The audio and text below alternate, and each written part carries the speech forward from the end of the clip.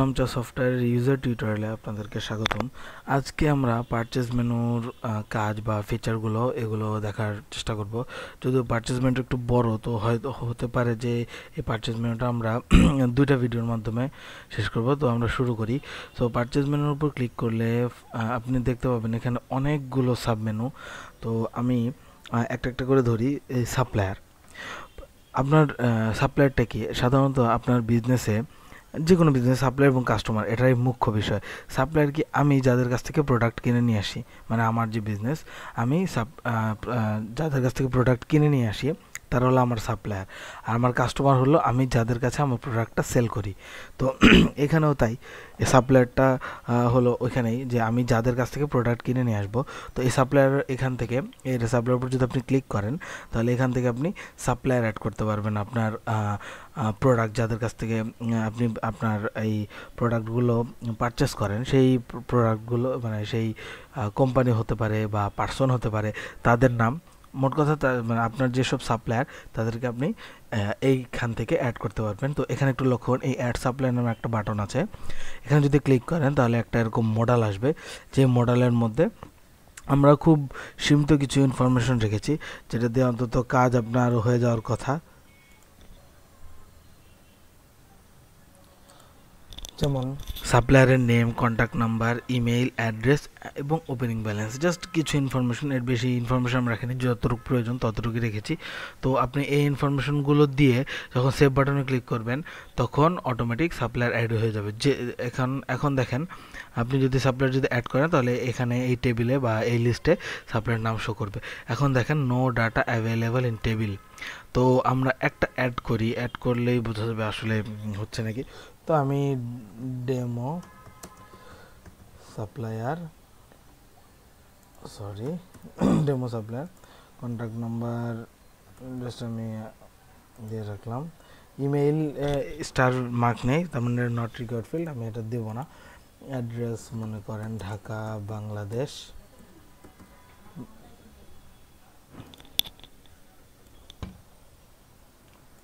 আর opening balance add করলাম। Opening ব্যালেন্সটা কি? ঠিক এই মুহূর্তে আপনি যখন সফটওয়্যার শুরু করছেন তখন যদি এই সাপ্লায়ার আপনার কাছে কোনো টাকা পাওনা থাকে, সেই অ্যামাউন্টটা আপনি এখানে দিতে পারেন। তো আমি ধরে নিলাম আমার কোনো পাওনা নেই, তো আমি এখানে ওপেনিং ব্যালেন্স 0 দিলাম এবং এখানে সেভ বাটনে ক্লিক করলাম।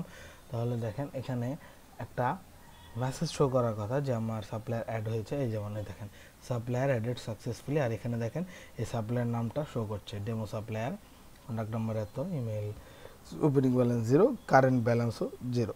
তো এখানে অন্যান্য সফটওয়্যারগুলোর মতো এখানেই মানে অন্যান্য যে ফিচারগুলো ছিল, যে অ্যাকশনের মধ্যে এডিট এবং ডিলেটের অপশন আছে, যে আপনি এডিট ডিলেট করতে পারবেন।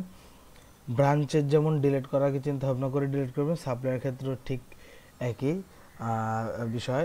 আপনি যেই ডেটাই ডিলিট করেন একটু চিন্তা ভাবনা করে ডিলিট করবেন, যাতে পরবর্তীতে আপনার কোনো অসুবিধা না হয়। ওকে, এরপরে বেসিক্যালি যে চারটা মেনু দেখবেন, ব্র্যান্ড, ক্যাটাগরি, কালার, প্রোডাক্ট। এই চারটা জিনিস হলো আপনার প্রোডাক্ট রিলেটেড ইনফরমেশন। আপনার একটা প্রোডাক্টের ব্র্যান্ড থাকে, ক্যাটাগরি থাকে, কালার থাকে এবং প্রোডাক্টের অন্যান্য ইনফরমেশন, নাম, এগুলো থাকে। তো এখানে আমরা ব্র্যান্ড অ্যাড করব।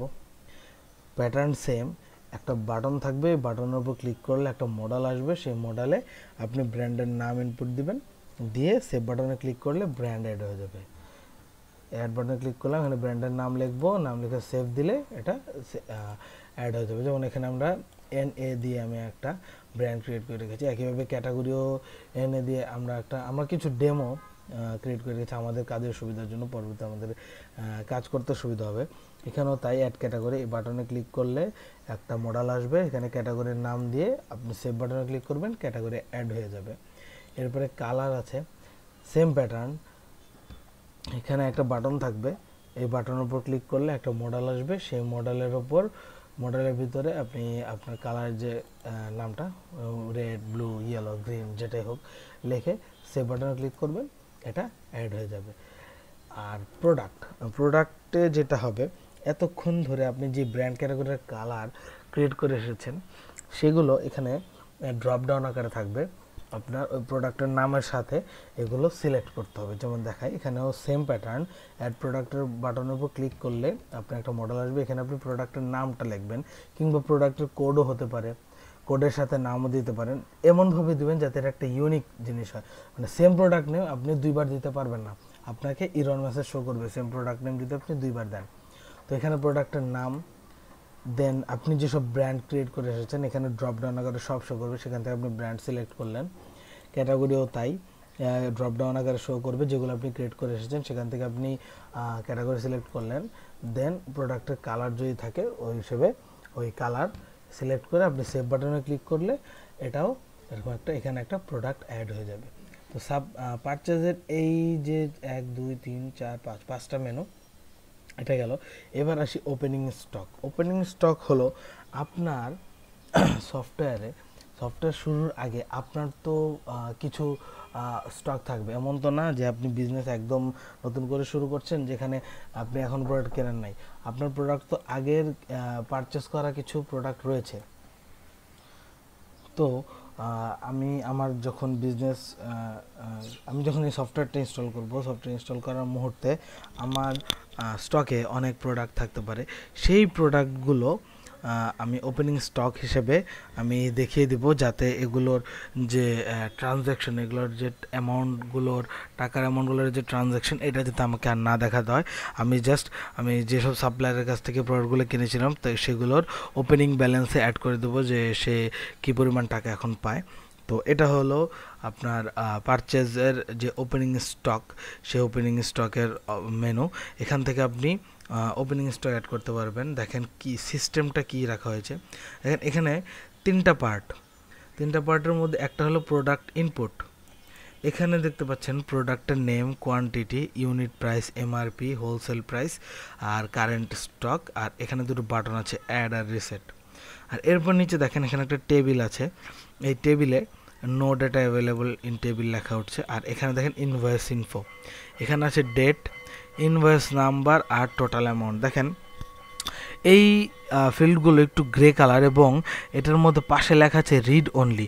তো যেসব ফিল্ডগুলোর মধ্যে এরকম রিড অনলি লেখা থাকবে সেগুলো বুঝতে পারবেন যে এগুলোতে আপনি মডিফাই করতে পারবেন না, মানে এগুলোতে আপনার কার্সর কাজ করবে না। এটার উপর আপনি এটা যেভাবে আছে ডেটা ঠিক সেভাবেই থাকবে। মোট কথা এই ইনপুট ফিল্ডে আপনি কার্সর দিয়ে এখানে কোনো মডিফিকেশন বা ম্যানুয়ালি কোনো ইনপুট দিতে পারবেন না। এটা অটো জেনারেট হবে, না হয় অটো ক্যালকুলেশন হবে। যেমন ইনভয়েস নাম্বারটা এটা অটো জেনারেট হচ্ছে। আর এখানে যে টোটাল অ্যামাউন্ট এটা দেখেন 0, কারণ এখানে এই টেবিলে কোনো প্রোডাক্ট নেই। এখানে যদি প্রোডাক্ট থাকতো সেই প্রোডাক্টের যে সাম অ্যামাউন্ট, ওই অ্যামাউন্টটা এখানে টোটাল অ্যামাউন্ট হিসেবে দেখাতো। তো এটাও অটোমেটিক্যালি আপনার আপডেট হয়ে যাবে, এই সিস্টেমে রাখা হচ্ছে। সো একটা যে মাথায় রাখবেন, জাস্ট রিড অনলি লেখা ইনপুট ফিল্ডগুলোয় আপনার কার্সর দিয়ে আপনি মডিফিকেশন করতে পারবেন না, আর ওটা আপনার প্রয়োজনও নেই। রিড অনলি এই কারণে করা হয়েছে। তো বেসিক্যালি এটার প্যাটার্ন যেটা, সেটা আমরা আপনাকে প্রোডাক্ট পারচেস যখন করব তখন আপনাকে দেখিয়ে দেবো। মানে প্যাটার্নটা সব সেম। আপনি ওপেনিং স্টকই ঢোকান, সেলই করেন কিংবা পারচেস করেন বা পারচেস রিটার্ন করেন কিংবা সেল রিটার্ন করেন, যাই করেন আপনার প্যাটার্নটা সেম। তো নেক্সট টিউটোরিয়ালে আমরা এই যে ওপেনিং স্টকের এই যে প্রোডাক্ট এখানে কীভাবে অ্যাড করা এবং অন্যান্য যে মেনুগুলো আছে প্রোডাক্ট পারচেস রিটার্ন, এগুলো আমরা দেখাবো। সাথে ওপেনিং স্টক লিস্ট এটাও দেখাবো। এটা তো আপনারা হয়তো এখন দেখলেই বুঝতে পারছেন যে ওপেনিং স্টক অ্যাড করার পরে ওপেনিং স্টক লিস্ট হলো জাস্ট লিস্ট আকারে ওখানে থাকবে, যেই ওপেনিং স্টকগুলো আপনি এখানে যে ইনভয়েসগুলো আপনি ক্রিয়েট করবেন সেই অনুযায়ী ওপেনিং স্টকের ওই লিস্টগুলো থাকবে। যাই হোক, এটা আমরা নেক্সট টিউটোরিয়ালে দেখাবো, কারণ টিউটোরিয়াল বড় করা যাবে না। তো সেই পর্যন্ত সবাই সুস্থ থাকুন, ভালো থাকুন, আসসালামু আলাইকুম।